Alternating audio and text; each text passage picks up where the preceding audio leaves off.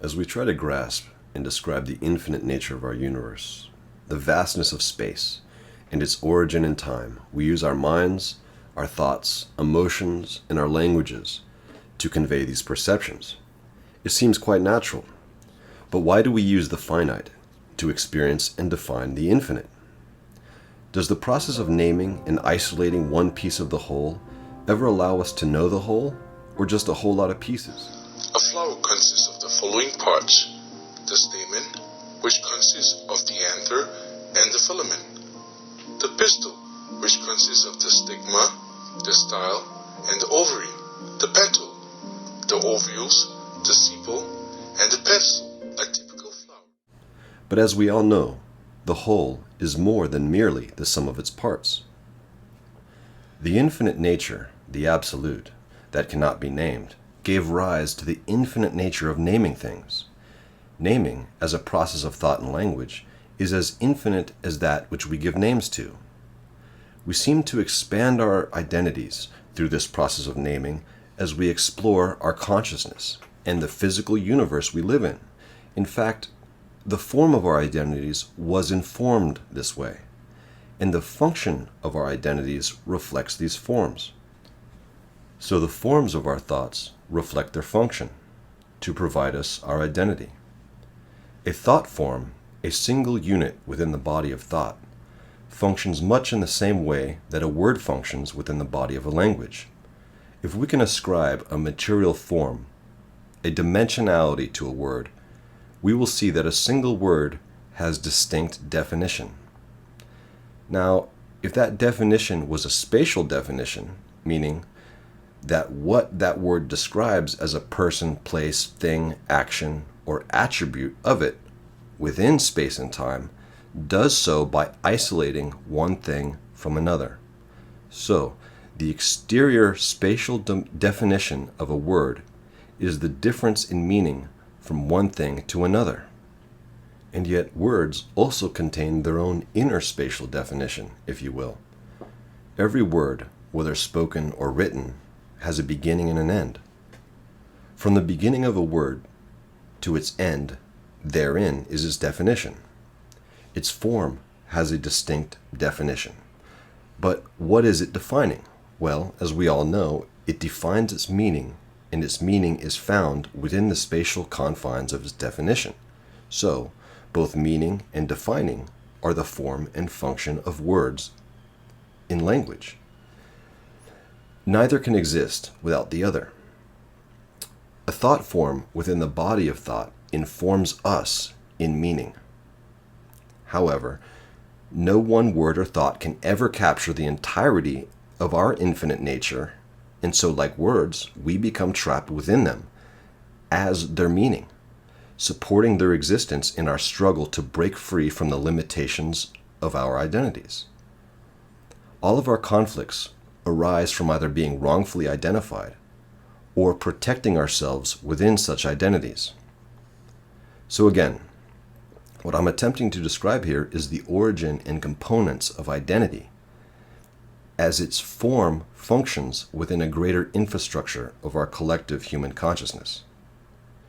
The infinite fluid continuity of the absolute, unconditional love, is divided by the force of exclusion, absolute exclusivity, an empty void of spatial separation that sets in motion the material creation of the universe in the prematerial forms of consciousness as we know it. Where once being preceded becoming, all became in an act of cataclysmic division, where from one, between itself, within itself, a space in place where it was not. This is the origin of paradox, the paradox of the infinite, formed in and informed by thought. The antithetical force seems most related to the theory of dark energy in astrophysics, the cause for the exponential expansion of the universe. Before the essence of undifferentiated being became, that part of itself that was to become separated from itself knew no experience of need, living in a pre-spatial, pre-temporal continuum of unconditional love, where fulfillment was preeminent through the essential vibratory abundance of love embracing love with infinite arms of acceptance. Now, having fragmented, there is an instantaneous shock of awakening from a dimension of being, awareness, and bliss to a preconscious realization of difference. This event signifies the initial primordial dimensional descent into consciousness and the existential origins of reality as we perceive it. Coupled simultaneously with a shocking realization of difference are the birth of desire and the material force of gravity. Herein, both gravity and magnetism are the measurable fields of desire functioning in the material universe. The essential expansive quality of its vibration, having for the first time been denied the ability to exist in its natural state as an unbroken continuum of fulfillment, reverberates upon contact with the force of antithesis, the prematerial pre-spatial void of its newly defined exclusion in an explosion of what would be considered the birth of emotion as we know it. Subsequently, within the explosion of emotion's origin, this now separated force reacts in a recoiling reverberation that reverses the intrinsically expansive frequency of its initial state to movements of polarized opposites, comparable to a centrifugal and centripetal force, as well as attraction and repulsion. The moment in which this reversal of vibratory frequency occurs brings into existence not only polarity, but also the precursor for the recognition of duality, through the primordial coalescence of self-ideation, which later results in a fixed structure of self-concepts, known commonly as ego. To be clear, the reversal of this essence from one of infinite fulfillment into that of forever longing is due to the prematerial and immaterial space that cuts it off from its origin, thus dividing the unbroken continuity of its beingness into an isolation from which its innately undivided essence meets division for the first time. Then, in an explosion, in a shock of primordial emotion, it reverberates back outward and then in upon itself, having never before known limits upon its being, and therefore having never experienced lacking, and having for the first time experienced isolation from itself as an emerging self. In its newly forming preconscious identity, it is awakened as the longing to return to the essence of its natural state of being. This longing is the reversal of its vibrational essence, creating a vibrational polarity where there was once only singularity. We have come to know this existential vibration as the quality in consciousness we call desire. Desire, originating here at the beginning of spatial temporal existence and despite all its manifestations throughout time, seeks the return of itself to itself. That is the essence within the movement of desire. At its purest, unconditioned vibration, all desire seeks the return to the unconditionally loving arms of what it has and what we have, conceptually referred to as God, desire's very origin, its true self, and receive the answer to the only question it ever asks. Physical time began like space, differentiation, multiplicity, conditionality, quality, meaning, and the rest of it, the moment desire was born. Desire birthed into distinction the moment its vibratory essence first experienced the conditions upon its acceptability, upon its essence, unconditional love. This initial denial of its rightful qualitative essence occurred upon impact with the immaterial form of conditional love itself, that is, the antithetical force. The impact of the two forces simultaneously erupted in an explosion, which both brought to life the antithetical force's immaterial dimensional body, thought, and with it, the sole source of its life, the soul and sustenance of its functioning purpose, desire.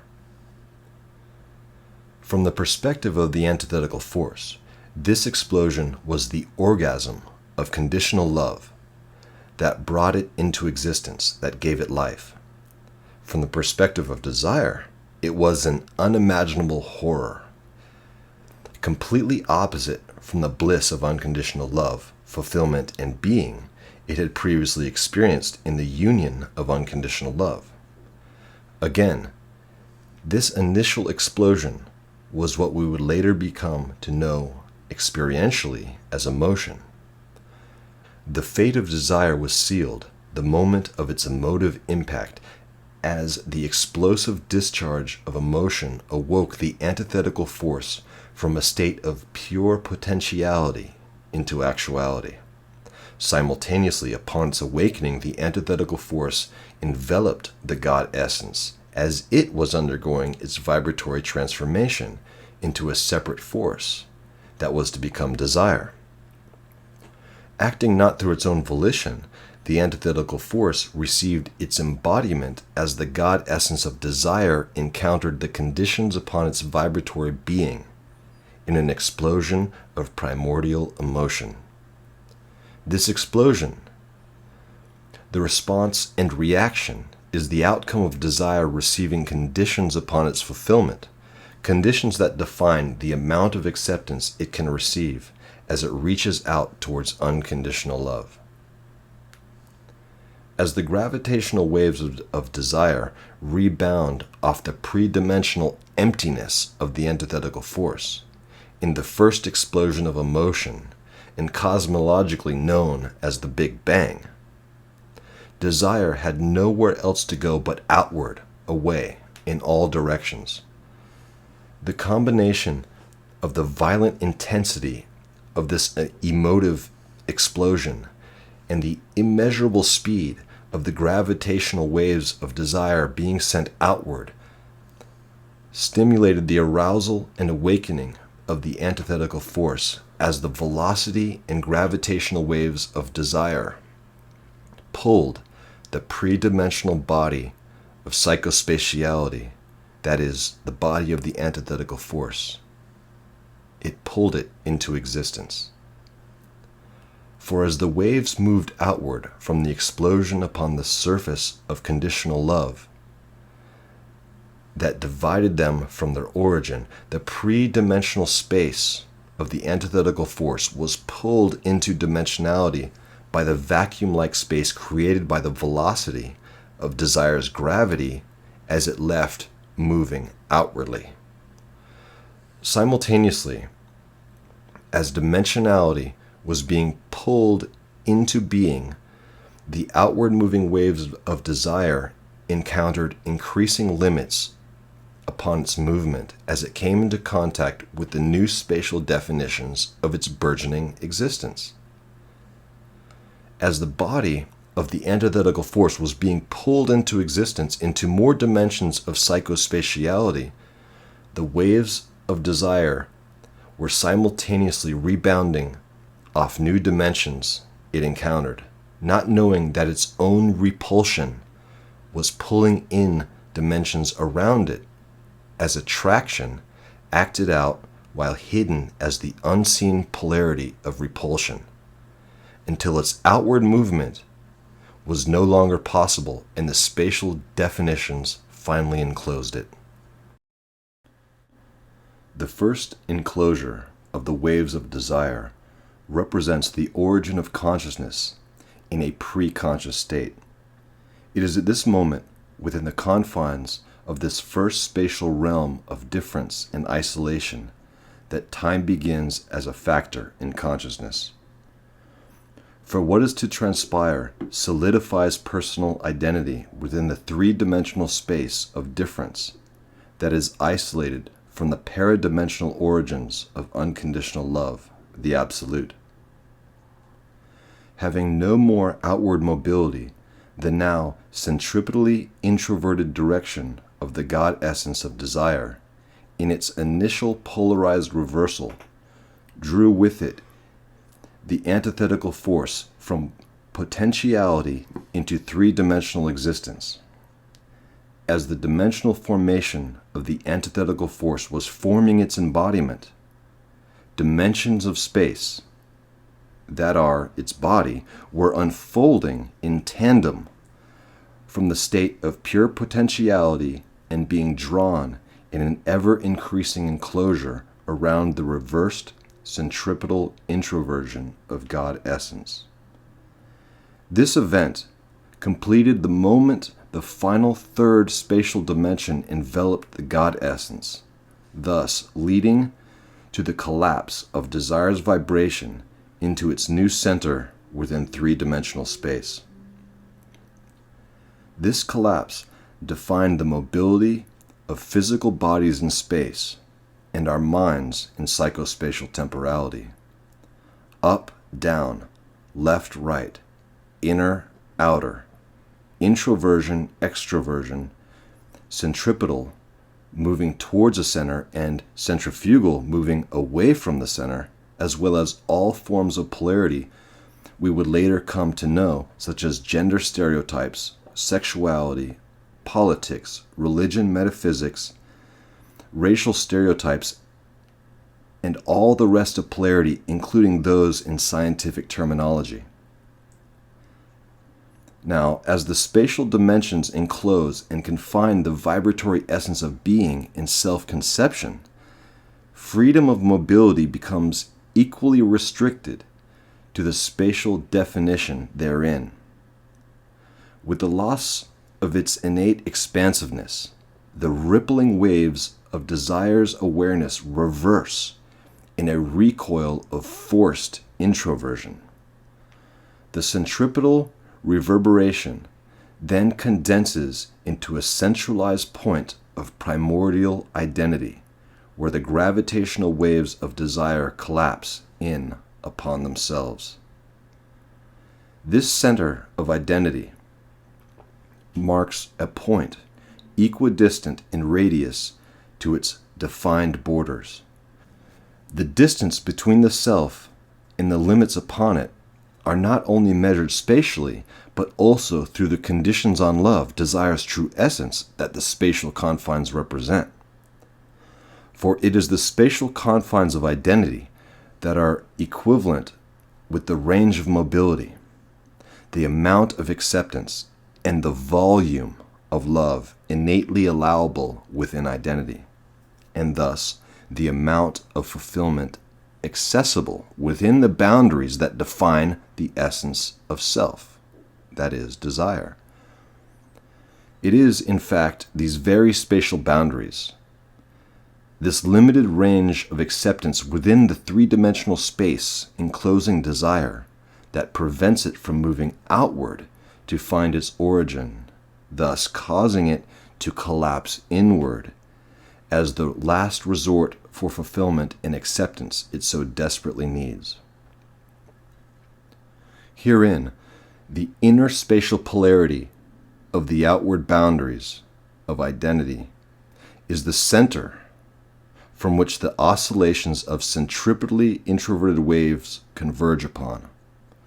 This center later becomes the center of the self, the core of one unit of self-identity, from where the gravitational fields of desire radiates.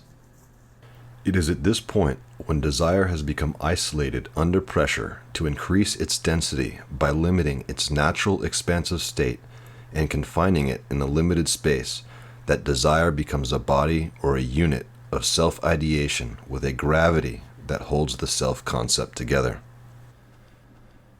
The measurement of density within the centralized convergence is the polar equivalent of the force of restriction and restraint binding the self within. That is to say that the degree of restriction felt by the self is equal to the force restricting it. Inwardly, the length equidistant from the outer polarity to the center of the self distance of condensing introversion, at which point no further wave convergence is possible, having reached the inward polar extreme where the wave density and mass of identity converge on the threshold of a pre-conscious singularity, the collapsing waves of desire tear through the fabric of psychological space, opening a black hole into a newly undefinable and unexplored region of consciousness. Having then been enclosed within the limits of psychospatiality, the infinite nature of desire, having originated from the Absolute, is as uncontainable within the infrastructure of thought as God is. It then collapses inward in its pre-conscious state, escaping under the pressure of false identity through a black hole into what we now call the unconscious.